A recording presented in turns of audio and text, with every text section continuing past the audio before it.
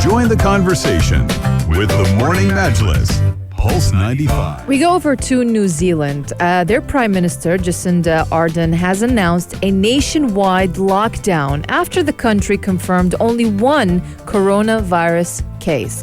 Now, this is the first locally transmitted COVID-19 case in the community ever since February. So that's been 6 months. They've been corona-free, let's just say. But they said, the Prime Minister, she said, she told a press conference yesterday that authorities were assuming that it was the contagious Delta variant, although genome sequencing is still underway. So they're scared that it is the Delta variant. That's why they were like, you know what, let's lock this down. But the case emerged from an unvaccinated 58-year-old man in the country's largest city of Auckland. He tested positive for the virus. The man had traveled to other parts of the country and had no obvious link to the border, according to the Director General of Health over there. But New Zealand now will be under the strictest lockdown level for the next 3 days, starting from 12 a.m. Tuesday local time. So under level 4 lockdown, everyone must stay home, and businesses, they're going to be closed aside for essential services such as supermarkets and pharmacies. But remembering when was the last time New Zealand was under lockdown, it was last year. Yeah, it was last year, and I think it's also largely due to the vaccination rate. And I'm sure a lot of you would be thinking, why is New Zealand reacting so drastically? Well, the thing is, that part of the world actually is reacting towards the virus this way, because even in Australia, we've seen the strictest of all lockdowns. I'll touch upon the fines in Australia in just a moment. But looking at the data, New Zealand was one of the first countries in the world that was known for eliminating the virus from within its borders. International borders remain closed, so this is a domestically emerged case, so that's why they're concerned. The Delta variant is, of course, the big concern that the country has. But in terms of a vaccination rollout, only 20% of New Zealanders or people living in New Zealand are fully vaccinated, and 33% of those people have only received one dose, according to recent data. Now, in Australia, we've had similar kind of a lockdown, especially in Sydney, and they've in fact raised fines. They've in fact called the military to enforce this lockdown. And state police say that those violating or breaching the stay-at-home orders or lying to contract tracing officials, a fine of up to $3,700 will be lamented, or enforced on the people. Locally transmitted infections in Australia had surged by over 466. That was a record number over the last few days. So the country as a whole is especially Sydney, which is Australia's biggest city, has announced a lot more tight regulations and restrictions, as well as those heavy fines. And the general sentiment is that in that part of the world, they want to take no risks and want to pounce on every opportunity to curb it to the max. Mm-hmm. That's true. New Zealand, they've been doing a great job. If to go back to talking about New Zealand, they have been praised for their handling of the virus, which saw it close.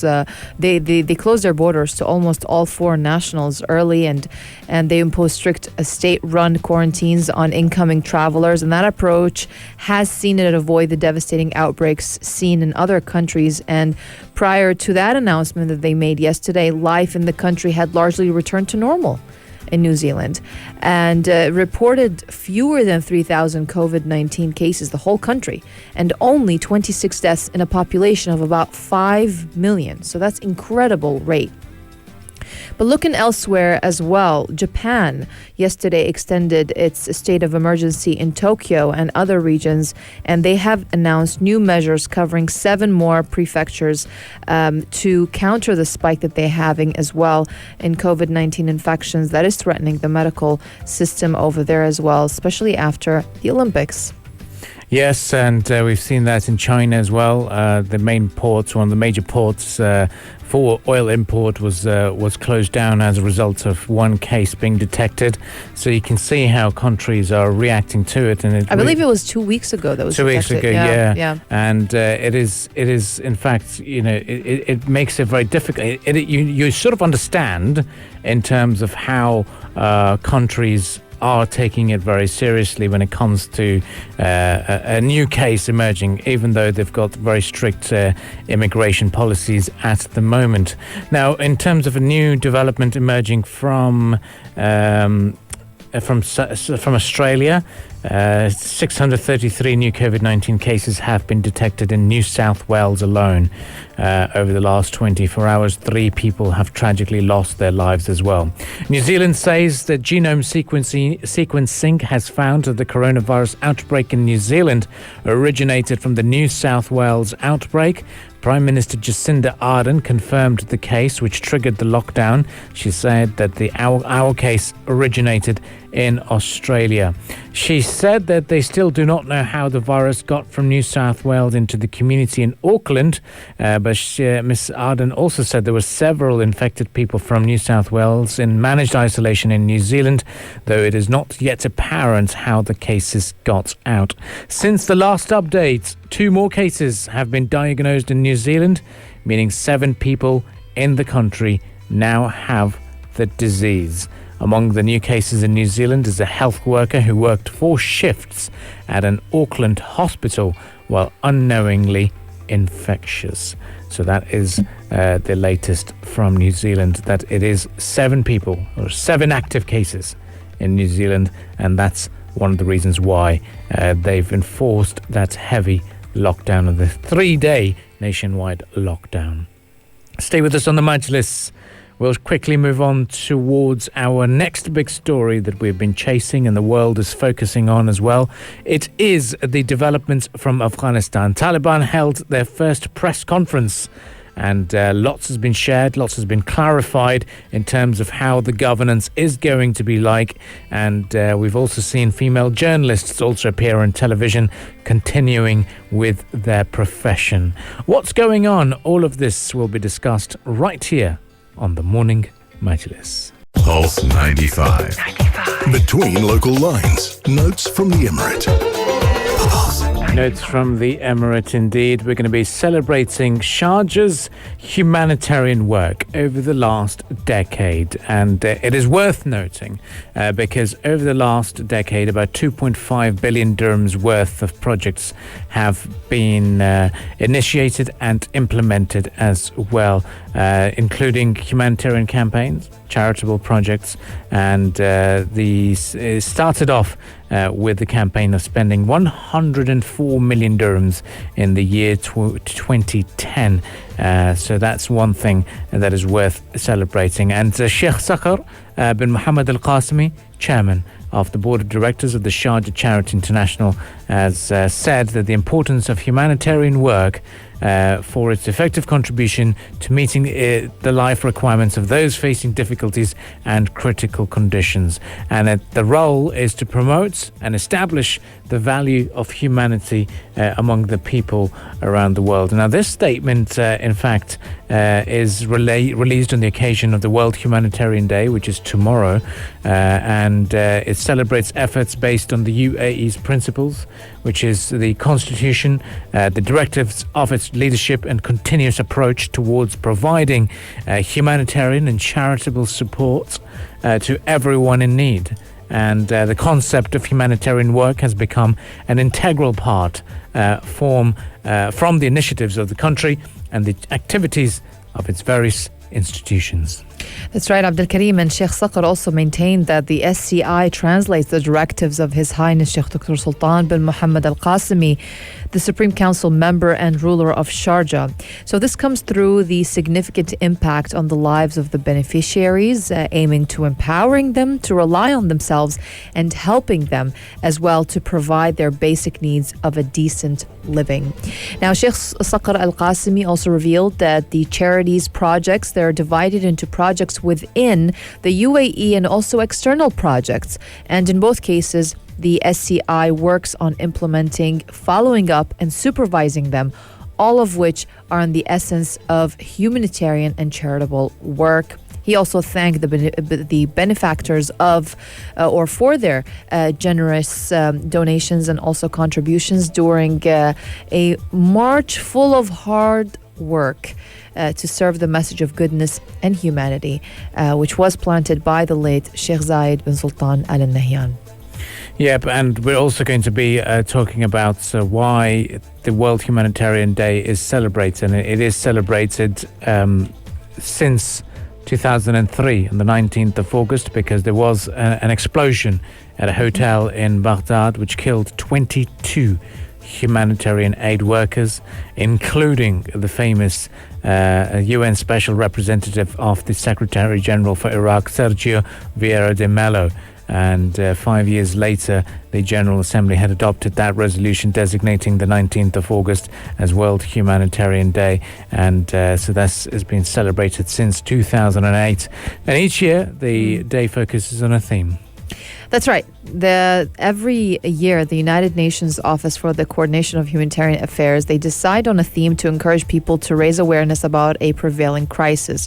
This year, the world body is focusing on climate change or climate crisis and its immediate human cost. So with this, it aims to increase pressure on world leaders to take meaningful steps against climate change and also save the world's most vulnerable people. So that will be this year's theme, climate change. So with most climate campaigns focused on slowing climate change and securing the planet's future, World Humanitarian Day of this year, 2021, it will highlight the immediate human cost of the climate crisis and pressure world leaders to take meaningful climate action for the world's most vulnerable people. And those are the words issued by the UN.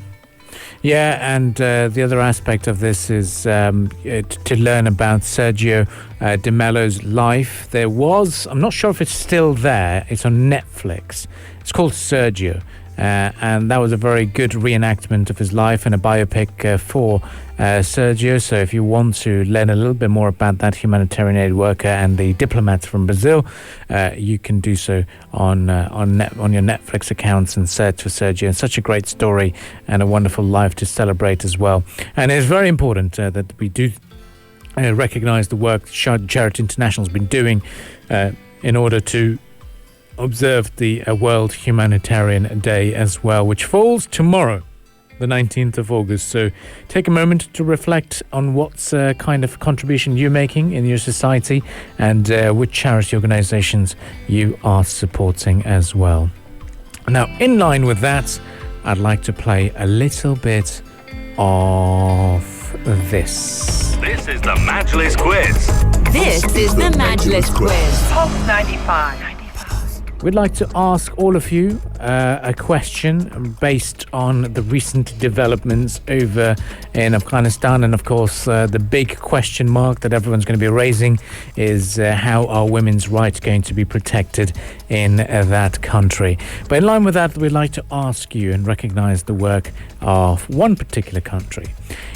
In 1893, this country became the first country in the world to give women the right to vote in elections. Which country was the first country in the world to give women the right to vote?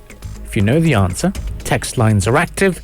4215 for you to get involved, and we're appreciating everyone's thoughts and guesses, so keep those guesses coming in and we will be revealing the answer very shortly. So once again, the question Did we mention this country today? We did. That's the biggest hint. We did, and it's in the headlines. All right. So which country was the first country in the world to give women the right to vote? If you know the answer, text us on 4215. Some more musical entertainment with Meghan Trainor, and then we'll be back again right after the sports headlines. You're listening to the Morning Majlis, only on Pulse 95. Pulse 95. The Morning Majlis, talking the stories that are shaping headlines. This is Pulse 95. Speaking of tech, right, our question earlier was what is the world's first smartphone? It was in 1992 and is the world's first smartphone. There's a specific name for it. If you know the answer, text us on 4215. Speaking of the world of tech, imagine if someone hacks into your system. How furious would you be with that person? I'll be massively furious. I'd want to of meet course. them in a boxing ring, right? You know. But then there's one cryptocurrency platform that has decided to let the hacker or the leader of the hacking group advise them in the future. What's going on? So a cryptocurrency platform, it was targeted in a massive heist, is now inviting the hacker behind it to become an advisor for their firm. And a promising reward of $500,000 for the restoration of user funds. That's So on top ridiculous. of that, that's the that's the cherry on It top. makes sense. It makes sense. I understand. Yeah, But still. it's smart. It kind of is smart though. I got to tell you, it's kind of smart. So this cryptocurrency network, it's called Poly Network, or it's a so-called decentralized finance or DeFi project. It was hit with a major attack last week, which saw the hacker or hackers make off with more than $600 million worth of tokens. That's a lot. So Poly Network, basically, it lets users swap tokens from one digital ledger to another. Someone exploited a flaw in Poly Network's code, which allowed them to transfer the assets to their own crypto wallets. It is thought to be the highest crypto heist of all time, surpassing the $534 million heist in digital coins stolen from Japanese exchange CoinCheck back in 2018, and the estimated $450 million worth of Bitcoin that went missing from Tokyo-based exchange back in 2014 as well. So in Poly Network's case, the hacker has actually taken the unusual step of returning most of the stolen money. All but $33 million of the crypto has now been returned. However, more than $200 million of the funds is currently locked in an account that requires passwords from Poly Network and the hacker to gain access. So, Poly Network, they pleaded with the hacker, who is calling himself Mr. White Hat, to provide the password known as a private key, necessarily to retrieve the money. So Mr. White Hat is kind of a reference to ethical hackers who search for basically vulnerabilities in organizations' systems that could expose them to attacks. Security researchers, they have questioned the labeling of the Poly Network attacker as a white hat hacker. So it's not clear why the hacker is withholding access to the final tranche of assets, but an anonymous person claiming to be the hacker has simply said they will provide the key once everyone is ready. Wow. What does that mean, everyone is ready? Like everyone is settled? They have an agreement now? Agreement, Maybe yeah. the 500K is not enough?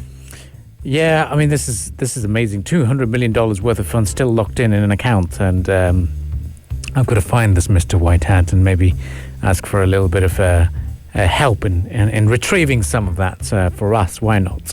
But yeah, that's the bottom line at the moment. The hacker had initially turned down the bounty offer, but in the message he says, I'm considering taking the bounty as a bonus for public hackers if they can hack the Poly Network. Poly Network said that it hopes to implement a significant system upgrade to prevent such an attack from happening again in the future, but it said that it couldn't do so until all of the remaining assets have been returned. The group said its promise to reward Mr. White Hat with a $500,000 bounty still stands, and there's the offer to become a chief security advisor. If I was Mr. White Hat, I'd take that. Walk away with dignity, you know. Well, stay with us on the Morning Majlis. We'll be back again right after the news headlines. And yes, once again, we're inviting you all to answer our Majlis quiz this morning. We're asking our listeners and all of you, what was the first smartphone? It was invented in 1992. and it was a little bit of a prototype as well for what was there. It was a combination of a phone as well as a personal device. If you know the answer, text us on 4215 with the response. If not, multi-choice will be up at some point soon as well. We're collecting all of your answers. Do text us with your name at the end, and it'll be great to give you a dedicated shout out. You're listening to the Morning Majlis only on Pulse 95. If you liked this episode of the Morning Majlis, drop a like and subscribe. 95. Be sure to follow us on Instagram for all our daily updates and top stories. Pulse.